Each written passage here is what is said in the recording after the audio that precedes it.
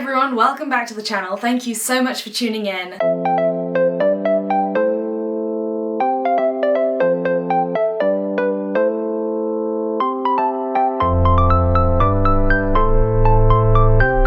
It's been about half a week since I completed Race to the Tower, 52.4 mile race across the Cotswold Way, and I wanted to do a little vlog, just a sit down one, answering all your guys' questions, because the amount of questions I had flooding through on my Instagram about like the aid stations, whether people think it's possible for like anyone to do this kind of thing, kit, all these kind of questions. I wanted to be able to answer them in a slightly longer video so that I would have it down for if you guys are doing an ultramarathon or if you're doing specifically any of the threshold sports ones, and hopefully it can help you along your way. So I'm just gonna read out the questions that I was asked and then answer them as best as I can, and hopefully it's really helpful for you guys. So I had a lot of questions asking about whether I think it's a good first ultra for people who haven't necessarily done any ultramarathons before. I feel like it's as accessible as any ultramarathon can be. Of course, the fact that it is 85 kilometers and that other races are 100 kilometers, obviously it's never going to be super accessible. It's never going to be like parkrun, say. But in terms of being an ultra, yes, it is way more accessible than a lot of the other ones I've done. All of their ultramarathons, the threshold sports ones, are in places that are kind of easy to get to. They're not the Highlands of Scotland and require, you know, a 12-hour journey to get up there. The aid stations are really well stocked. They have food, they have water, they have electrolytes, they have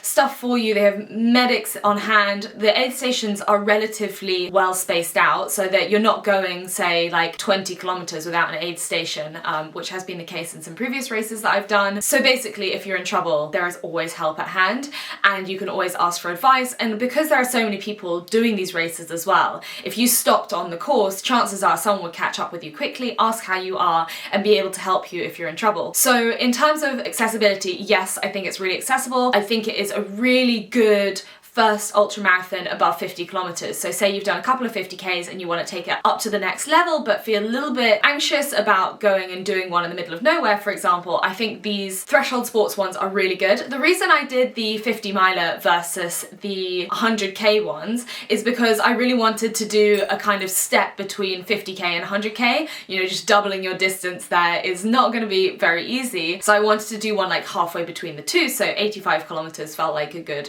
halfway point.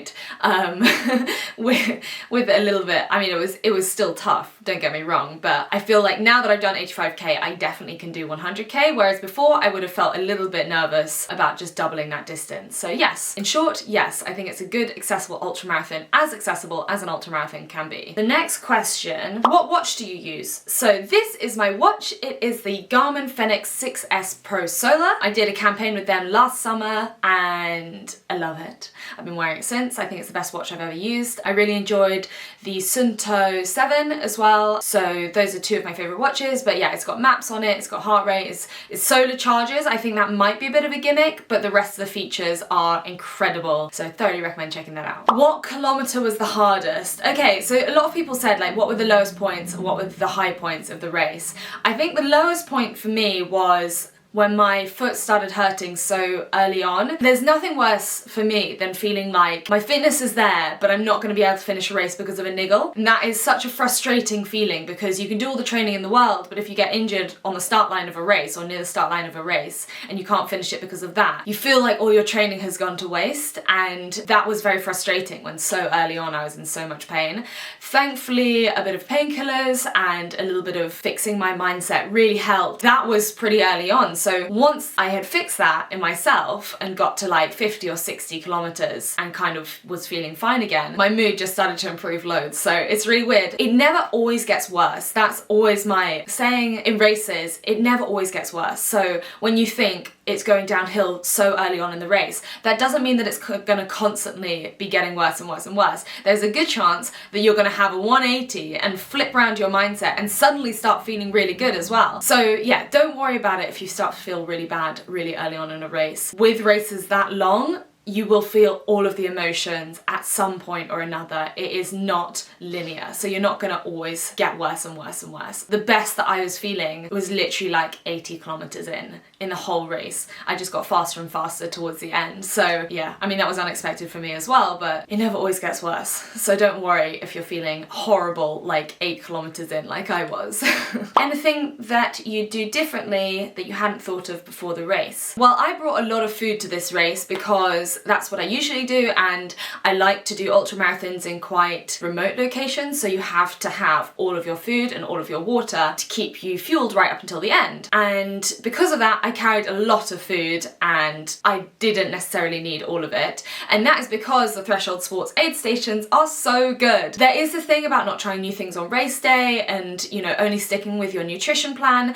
I personally don't usually struggle with stomach problems. Obviously Croatia was a once-off, but I haven't struggled since, and I haven't struggled before then, so I can generally kind of eat whatever and I will be fine. If you do struggle with stomach problems, chances are you're probably going to want to stick with the nutrition that you bring with you. But for me, I was carrying around like an extra kilo and a half of food just in case it took me like 15 hours out there. I really had absolutely no idea, and I wanted to have all the food I was going to need for the whole day with me. But I finished the race and I still had about a kilo worth of food in my bag, because rather than eating the food that I brought with me, for the most part I kind of ate what was at the aid stations, and I was really enjoying the fresh fruit and stuff, which obviously you can't really bring with you, not easily at least. So yeah, I would have taken less food, but other than that I feel like I prepared pretty well. I might have worn different shoes as well. The shoes that I was wearing were, I think, for shorter races, and because of that they didn't quite have the support and cushioning that I would have liked for such a long race. But again, that's something that you learn as you do more of these things, and hopefully I can continue wearing my Merrell. So I was wearing Merrell Skyfires, and I think they are probably best suited for like 30, maybe up to 50k, but around 30k runs on like nice solid rocky ground, like sky running, that kind of thing, and were not so well suited for really long soft underfoot terrain like Saturday's race was. So I would have worn something a bit different, but I didn't have anything different that didn't have holes in it, so I took a risk with the Skyfires, and that is one thing that I probably would have changed for next time. So again, another question about my favourite and least favourite parts. Like I said, my least favourite part was when my foot started hurting, and was really hurting so early on, but my favourite part, other than having the spectators the whole way along the route, which was really quite incredible, but my favourite part was probably when I realised I was going to finish it. There's that doubt in the back of your mind when you do a distance that you've never done before, or trying to go a pace that you've never done before, that you're not going to be able to manage, and that point at which you realise that you are going to do it is the best feeling in the world, because that whole weight is lifted off your shoulders, and it's just like, there aren't many things in life where your mindset can literally switch like that from oh no, oh no, oh no to oh yes, actually this is gonna happen, this is really cool. And that was a really great feeling. It's one of the reasons that I love running in general, is because you end up doing things that you didn't think that you could do. You show up and you try and give it a go anyway, and then the moment that you realise that you can do it is the best feeling in the world, and I think that is really kind of applicable to other things in your life as well. So yeah. It was nice.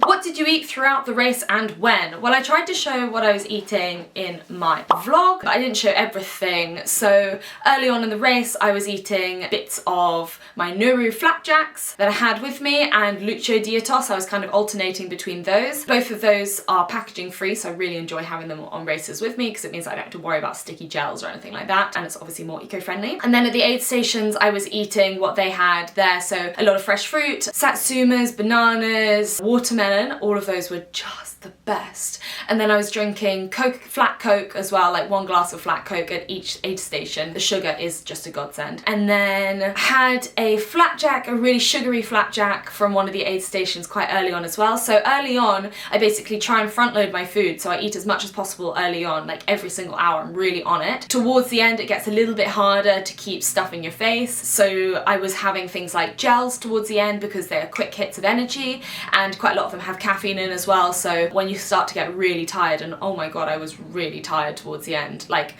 physically sleepy, I thought I was like falling asleep on my feet. I had to have some caffeine to keep me awake, and having gels towards the end was really useful because it gave me that little kick to get me over the line, and I could really feel when the gels hit me because it wasn't long slow release carbs, it was like fast release, really get you going, and that was really helpful for me. I also had high five electrolytes and my active root electrolytes, so I started with a very strong electrolyte mix. With races that early in the morning as well, I do feel like you're starting already quite dehydrated, because if you get up early, you haven't drunk all night, then you have some water in the morning, but then you really start the race quite early on. So I like to have a lot of electrolytes in my water mix, and I drink half of each bottle, and then when I get to the aid station I refill both of those, so it's then a weaker electrolyte mix moving forwards to the next aid station, and then once I've finished those water bottles I refill them either with electrolytes or water depending on how hot the day is. So that's kind of my nutrition strategy. It wasn't like pre-planned, but I tend to do a similar kind of thing on each of my long races that I do. Start with slow release carbs and switch to gels and more sugary things towards the end. Did you have a plan for pacing? Very impressive pace for that distance and elevation. Thank you very much. I did not have a plan for pacing. My plan was to run and to not stop running until I reached the finish line. And that's kind of what I did. I was literally saying to Max, the guy that I was running with, right up until the first aid station, so what pace are we supposed to be going? And he was like, well, what pace do you want me to go? And I was like, I have no idea. So he wasn't really pacing me because I hadn't given him a pace to go. Quite early on, I figured that we would do the first marathon in 5 hours. When I realized that we were going to be doing it in like 4:30, I slowed right down because there's no way that I can do that back to back, 2 4:30 marathons back to back. Bearing in mind that my marathon PB is like 4:20. I'm obviously not going to be doing a 4:30 marathon and then another 4:30 marathon right afterwards. So my pacing strategy was to try and keep the two halves quite even, although the second half of course had some bigger hills in it, so there was a lot more walking involved. So I kind of wanted it to be like a similar effort level rather than necessarily exactly the same pace. So what we did was we did the first marathon in 5 hours, exactly, pretty much, and then the second marathon was in 5 hours 30, and that's about as even as I think we could have hoped for. So we came in 10 hours 32, and that was not really a pacing strategy per se, that was more luck, but I think it went quite well for us. What's your mindset like when you're at the starting point or a few kilometers in, knowing how far to go? Yeah, I got a lot of questions about mindset, and I think one of the things that you get used to when you do long runs is not thinking about the finish line until you're really close to the finish line. And that is for a self-preservation kind of point of view, because if you think I've got to run 85 kilometers today, most people are going to completely freak out and feel like they can't do it, exactly like I was feeling. But once you get started, actually all you have to do is run to the next aid station, and this is what I do. So rather than thinking about the finish line or even the halfway point, I think about going from aid station to aid station, and that really helps me because I always know that I can do a 10-kilometer run. Like, I can do a 10-kilometer run in my sleep. It might not be fast, but I will be able to do it. So if I can just get from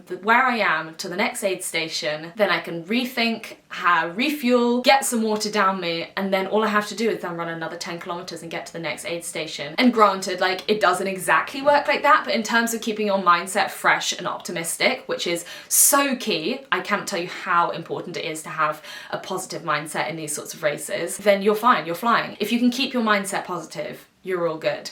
And so having these little tricks is really useful. Early on, when I was quite concerned about the whole thing, all I was trying to do, essentially, rather than even thinking about the aid station, was just put one foot in front of the other and keep running and enjoy the views. Like, we were in a really beautiful place and we were supposed to be having a really good time, and so it would have been a waste for me to be thinking about just getting to the finish line. Actually, I was trying to kind of enjoy the moment and be in the moment as well, and that's one of the things that running is so good for. So it definitely takes a bit of practice. I think this is what like long runs and training really prepares you for, is going out for these really long runs and not overthinking it. But yeah, basically just trying to keep a positive mindset, not overthink it, and just be in the moment. How much did you run? Overall, we were out there for 10.5 hours, 10 hours 32 exactly, and of that 2 hours 38 was walking. There you go. Can you see that? Run time, 7 hours 28. Walk time, 2 hours 38. If you guys watched my Croatia vlog, this is quite funny because in Croatia it was literally like flipped round. I got maybe like 2.5 hours of running to 3.5 hours of running each day, and then the rest was just hiking. So this felt pretty good, and I don't know anyone who does ultras like this and runs the whole way because it is not prudent if it is a hilly ultra to try and run the hills, especially the steeper ones, because it's actually more efficient to walk, keep your heart rate down, etc, etc. So yeah, I'm pretty happy with that. What's your advice for someone who wants to build up from running 10Ks to eventually ultras? Well, everyone starts somewhere, and I did my first 10K race in training for my first marathon, which was in 2018. So it's only been 4 years, so that's where I've gone from 10K to 85, and I think it's very possible to do in that time. Like what I've done is nothing special. Obviously, managing to do the benchmark races up to ultramarathon is a really good idea. So start obviously with your 10K races, then try a half marathon, then do a marathon, and then you can do an ultra. I would say also, if you want to do trail ultras, get really used to running trail races, because trail running is quite significantly different from road running. If you're used to running really fast on the roads, then trails are obviously going to feel quite difficult. So yeah, enter some races. Maybe even if you have a goal race that you want to do, so say you want to go directly from 10K to running 50K, then in the training for your 50K, you're going to be doing lots of half marathons, you're going to be doing the occasional marathon as well, and so you can kind of do all those races in the lead up to your 50K race. But it is perfectly manageable, and also the great thing about ultras is they are essentially moving picnics. You can walk a lot of them. You have done an ultra if you have walked 50K, you don't have to run the entire thing, and I think that's, people get themselves really wound up about not being able to run 50K. Like, I don't think I could run 50K just out of the door, out the gate. I don't think I could literally run for 50 kilometers. I would probably walk a few steps here and there. So don't worry about it if you can't do it all in one go.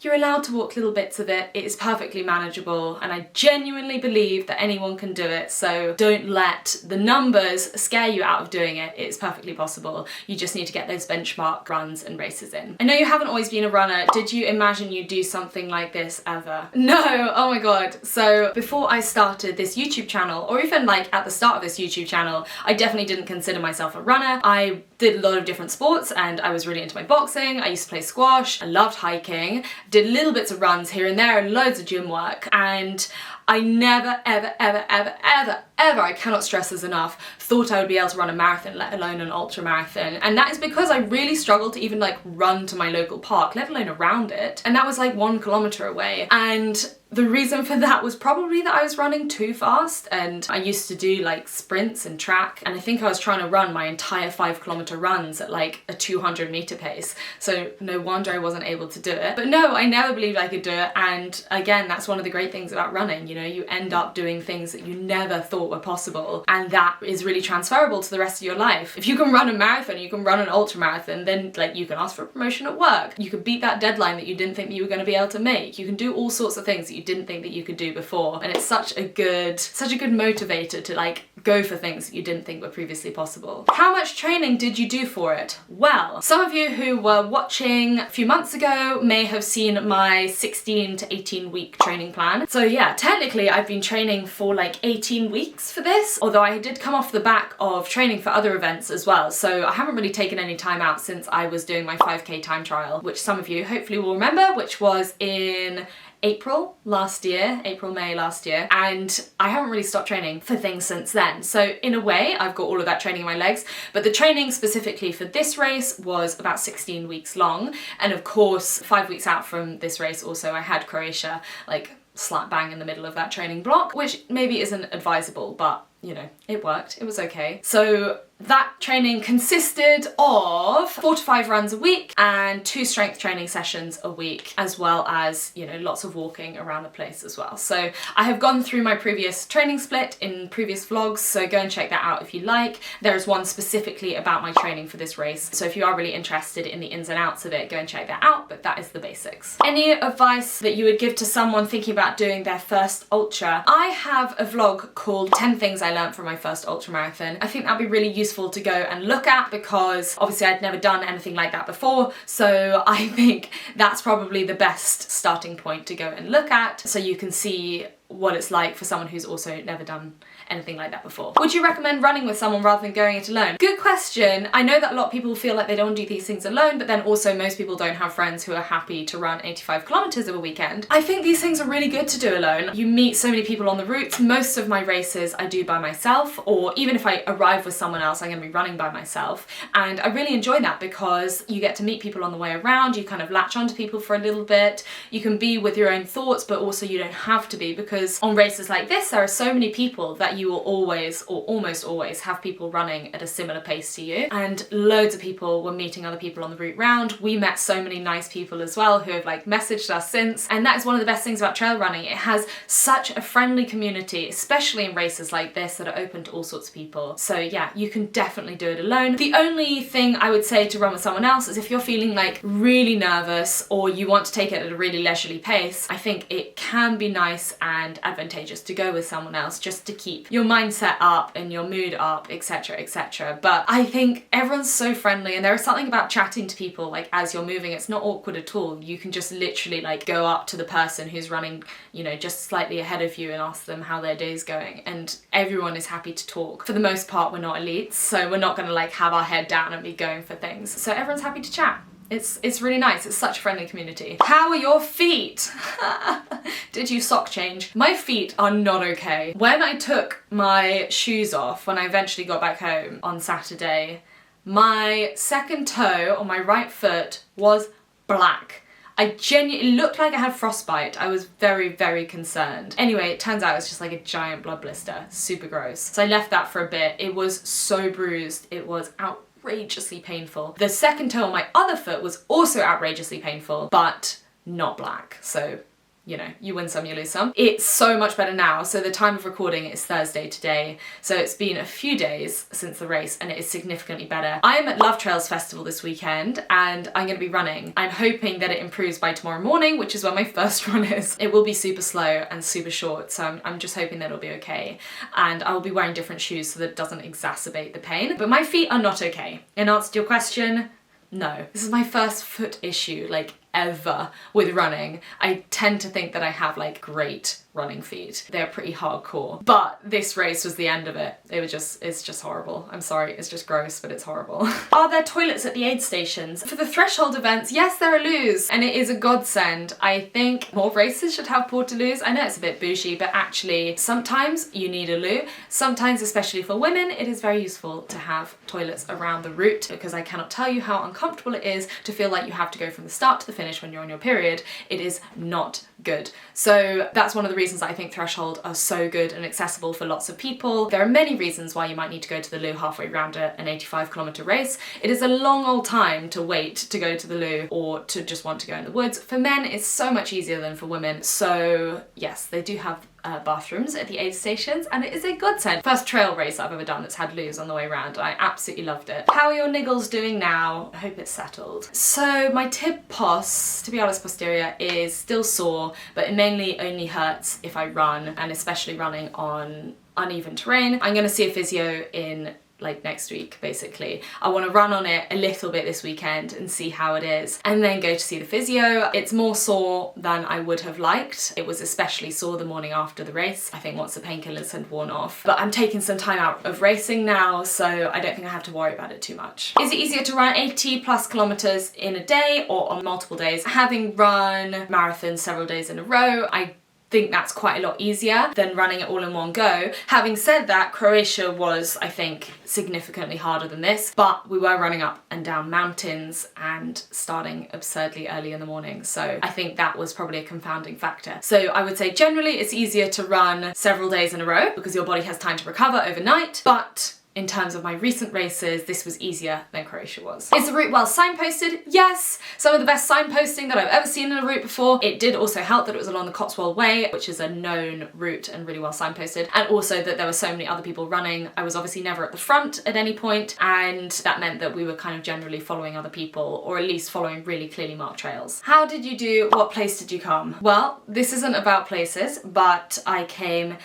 6th woman out of 200 and something or other, and 23rd overall, I think, which I'm super happy with. It's better than I ever could have hoped for. I really didn't know what to expect, and so on my first race to come like anywhere near the front is like good for me. I would not have expected that. So very, very pleased with that, very pleased with how it went. But like I said, overall I was literally just going to be able to complete it. So I'm kind of over the moon with even just completing it, let alone coming near the front. How do you refuel immediately after the race? I had a burger straight after the race, and I had some of my snacks that were in my bag on the way back home. As soon as I got home I had a protein shake, and then I also had a pizza. The next day I wasn't very hungry. I wasn't very hungry on any of the days actually, because running does weird things to your body, but that didn't mean that I didn't eat. I basically ate constantly, continually, as much as I possibly could. Lots of protein, lots of carbohydrates, plenty of sugar. I literally had like half a cake, which definitely helped. I basically tried to eat constantly whether I am hungry or not, so that my body is not left in a calorie deficit, because the amount you eat directly after exercise really, really, really impacts how quickly you recover from these things, and I can't afford to recover slowly because, like I said, I'm running on weekends. So yeah, I just eat loads and drink lots of protein and eat lots of cake, essentially. Do you feel like your training was adequate? I always feel like I could train more for these things. Genuinely, I think there is never a time when I will feel fully trained, but I think rather than my training being adequate, I feel like I'd just been consistent. So like I hadn't stuck to my 16-week training plan for several months in advance of this race. I'd done like 50 to 55 kilometers maximum each week in training of running, and I really should have been like above 60, but I wasn't able to do that. I just couldn't physically force myself to do it, and I thought better to stay consistent with a slightly lower mileage than to run a 60k week and then the next week have to take a week out or feel ill or injured or whatever it is. So that was kind of a conscious decision on my part, was just be consistent rather than like perfect, basically. Are those leg muscles all running, or do you gym a lot? I do gym a lot. Well, I do one leg day a week. I gym consistently. I do a lot of hiking and I do a lot of running, but mostly it is genetics, and I'm afraid you just got to choose your parents better if you don't have good quads. I can look at a weight in the gym and I will gain quad muscles. So I'm afraid, although I do work very hard for my fitness, my physique is very much probably more to do with my genetics than it is to do with how hard I train. That is just pure honesty for you. So if you didn't choose your parents very well, I'm afraid there's not much I can do to help you. On the note of recovery, I have not run at all this week. I've barely left the house. I've gone for dog walks every day, but that is it. I have not done anything strenuous at all. I've been trying to catch up on sleep. I've been trying to catch up on food, and I have also something called MyoMaster, just out of a disclaimer, they were lent to me by the brand and I was supposed to send them back, but I used them after the Green Man Ultra and I loved them so much I basically begged them for me to keep them. And they are so good. What they do, you put your legs in them and they inflate, and when they inflate they pump your blood around and it improves recovery. And I thought it was a gimmick, which is why I was like, yeah, you know, I'll try them out and see how it goes. It is not a gimmick. I have never recovered so quickly muscles wise after runs as when I use these, and I got Fian to use them as well, my boyfriend, because he does really heavy lifting in the gym, completely different type of exercise, uses your muscles a lot, and usually the next day after a leg day, the next 2 days even, he can barely walk, and he's used them and his recovery time has gone down massively. They're amazing. They are not cheap, but a lot of people ask about my recovery and I wanted to mention them because they are now a key part of my recovery. So if you do really struggle with DOMs, definitely do check them out. They're called MyoMaster. I'm gonna stick them here so that you guys can check them out. This is not an ad, it is just a recommendation based off something that I thought was gonna be a complete gimmick and actually has ended up being really good. That is it for this week's vlog. Sorry if I waffled on a little bit. I hope it was helpful to some of you guys who have some of the other Threshold Sports events coming up and other ultramarathons coming up. I really enjoyed my time. I genuinely had a really, really good time, and that is not often that you can say that you had like type 1 fun on a run like that. Type 1 fun is the fun that is fun at the time and fun in hindsight. Type 2 fun is the fun that is not very fun at the time but fun in hindsight. And most ultramarathons are type 2 fun from start to finish. This one was type 1 fun for the most part, which is like unheard of in an ultramarathon, especially one as long as that. But I hope you enjoyed this video. If you did enjoy it, please do give it a thumbs up and hit the subscribe button. I'll be back with lots more running soon, once my legs have recovered from Love Trails Festival and my ultramarathon. I will of course be bringing you along to my next runs and getting back into training. So I will see you next time. Thanks again for watching. Bye!